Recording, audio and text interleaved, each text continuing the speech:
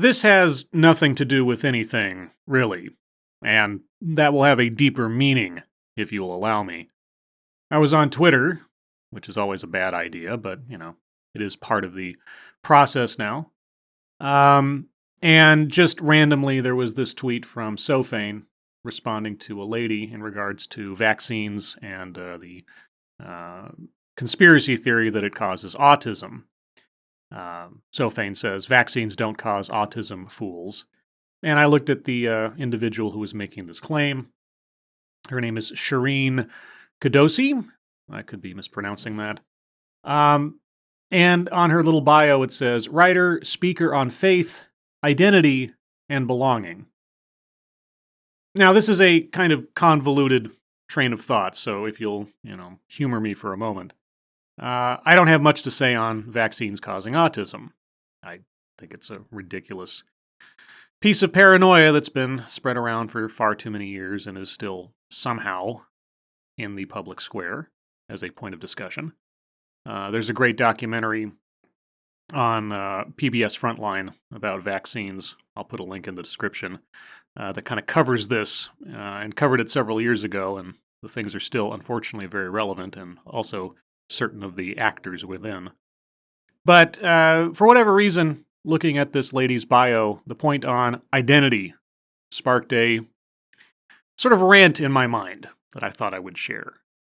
There is a lot, and has been a lot, of emphasis on identity over the last several years.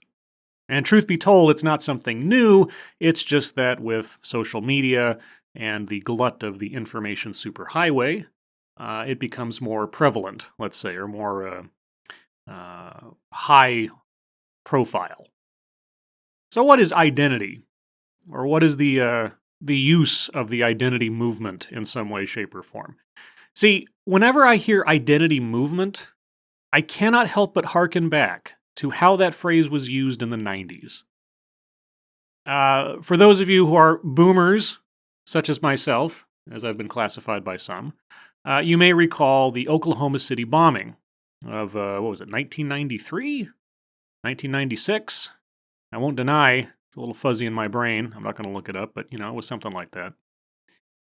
And around that time, because of the Oklahoma City bombing, and Ruby Ridge and other such things, and Waco, there became a sort of rush to try to understand what all this was, what was going on, specifically the militia movement, and what was backing things like the Oklahoma City bombing. And there was a book I read around that time in the sort of fervor over trying to understand what the hell was going on. It was called The Gathering Storm, and it dealt with the roots of the militia movement, specifically in white supremacist organizations. And in that book, I learned at a relatively young age about something called the white identity movement. Now, what is the white identity movement? Well, put simply, it is white supremacy. It is, if you are white, you are one of us.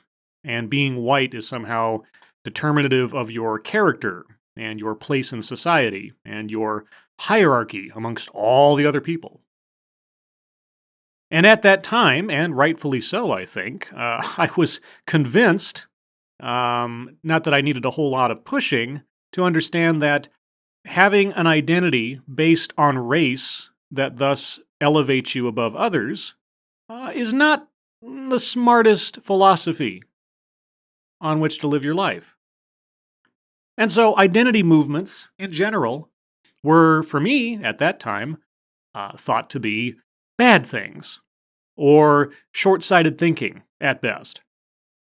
And yet, what do we have today? Well, we have an emphasis from several corners of our society on identity, specifically identity politics. Sounds a bit softer than, I guess, white identity, or white identity movement, or something like that. Now, what exactly does that mean? Well, I'll give you my interpretation. Identity, something that people preach, specifically, I suppose, this lady, given that she's also focusing on faith, is snake oil. Right? It is snake oil. what do most of us do as human beings over the course of our lives? Right? Internally, well, we try to figure out who we are, where we fit in the world. We move through the world, we interact with other people and situations and circumstances that occur in our lives, and we react to them. And oftentimes we will, afterwards, ask ourselves, why did I do that? Why did I make that decision? Why did I say that thing? Whether we do it consciously or subconsciously, most of us, if we're not somehow, psychopaths or sociopaths or something, will try to sort of have some introspection, try to analyze.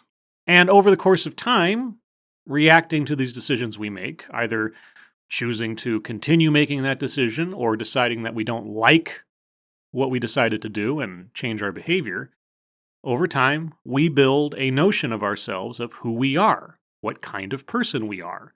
What do we like? What do we not like? What do we wish to pursue? What are we averse to? Now, see, that takes work. Self-analysis, introspection, having to face maybe some inconvenient truths about yourself. That takes work. That's not always fun to do. I recall when I was much younger, I would watch Jerry Springer and I would see these people on stage. And I understand now that 9 times out of 10 they were probably paid actors, but the scenarios were not necessarily beyond the pale of reasonableness. Someone cheating on another person, someone lying to another person, someone being outrageously manipulative to another person. And I would watch these shows and I would think to myself, well, at least I'm not that kind of person. I would never do that. And then life came, as it always does. And I found myself in situations later on where I had to make a choice. Would I tell the truth? Would I lie? Would I take advantage of someone? Would I do the reckless thing, the unjust thing, just because the opportunity presented itself or because it was an easier out than having to do the hard work of doing the honest and right thing? And in several instances, several dramatic instances, I made the wrong choice. And I can say that now in retrospect. And truth be told, I probably, and in some cases I did, know at the time that I was making the wrong choice. But afterwards, quite literally, I would think to myself, wow, I am capable of doing some pretty awful things if I allow myself to. I am, at least in spirit, no better than those people I used to look down upon on a Jerry Springer show. And those were some hard truths to have to face. Those were some hard truths to have to reconcile in my brain about who I thought I was versus the kind of person I obviously could be if I chose to go down that road. And it wasn't fun. It wasn't an enjoyable experience to have to make that self-revelation. So if you don't want to go through that work, if you don't want to have to, dig into the nitty-gritty of what you're doing or what you're thinking or why you're thinking it, it's hard work. Well, you can escape to the ease, the snake oil, of identity. Now, set aside what you think. Set aside why you do what you do. Set aside trying to, figure out the morality of what kind of person you actually are when no one's looking. Let's just focus on those things over which no one can actually have a good argument against you. Those attributes that are identifiable. Your skin color, your gender, your sexual orientation, how heavy you are, how tall you are, whether you're disabled or not. No reasonable person can hold against you something over which you have zero to little control. Or, depending on the situation, control that you don't want to admit you have over whatever aspect it is. Let's find belonging for yourself, not amongst like-minded people, not amongst people who maybe have spent some time figuring out who they are, but let's just make it easier. Let's find the lower common denominators so you can feel like you're a part of a group, like you belong. Let's go for the lower common denominators of those things that are not determinative of who you are, but simply what you are, what you look like. This will give you an identity. You don't have to do all that hard work to figure out who you actually are based on your decisions in life, based on how you react to situations or to other people, your work ethic, your ability to have ambition, or, like Cheetos versus Doritos. No. We're not gonna try to spend too much time or make all that effort. It's tough work. It's tough work having to figure that stuff out. It's tough work having to face the possibility that you're not as good a person as you think you are.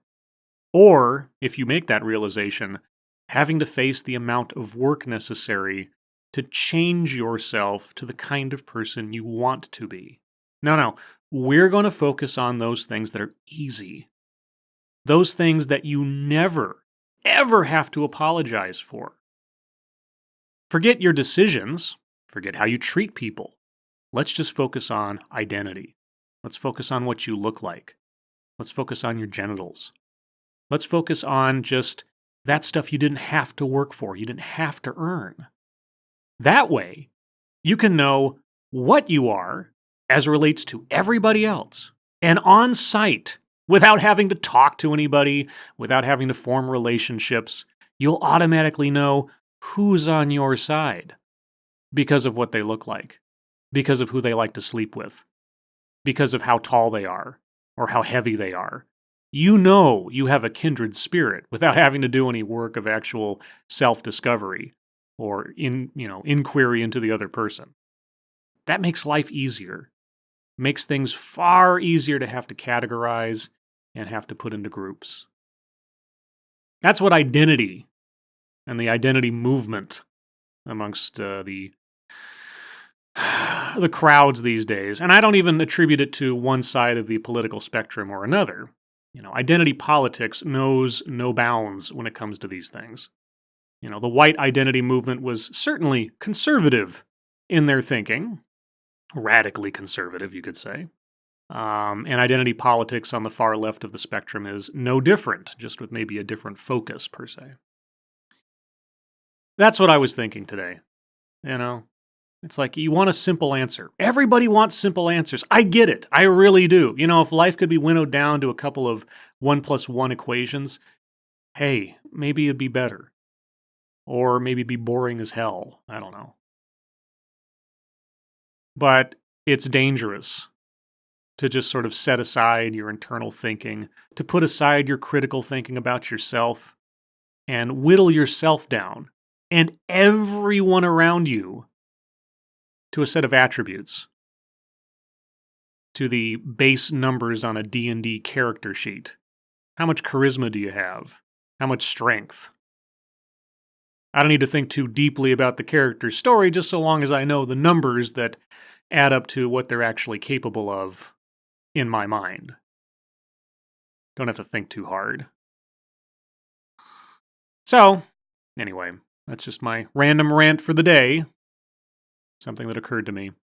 Maybe you find it interesting, maybe not, but either way, let me know what you think in the comments below. And, as always, thank you for listening.